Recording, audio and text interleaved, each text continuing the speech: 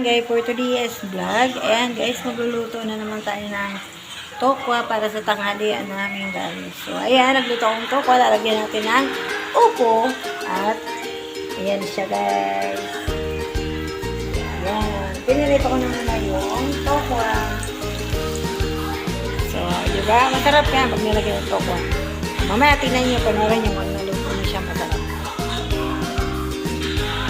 Ayan.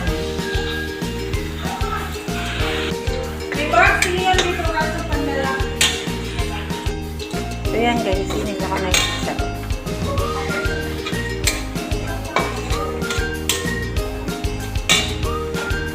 Yan, lagay na natin yung tokwa.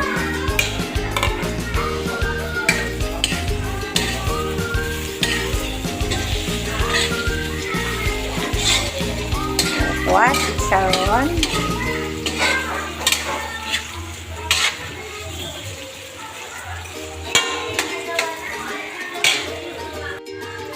Lagyan natin siya ng paminta.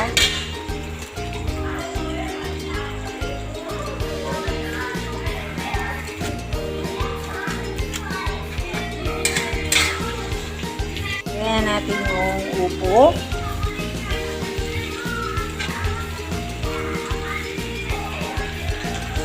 Haluin.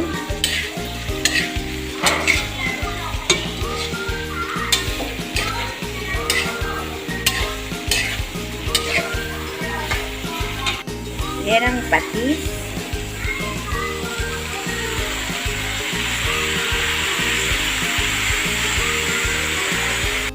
Haluin.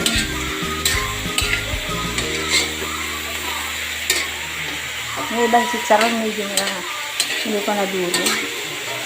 Pero okay na yan guys.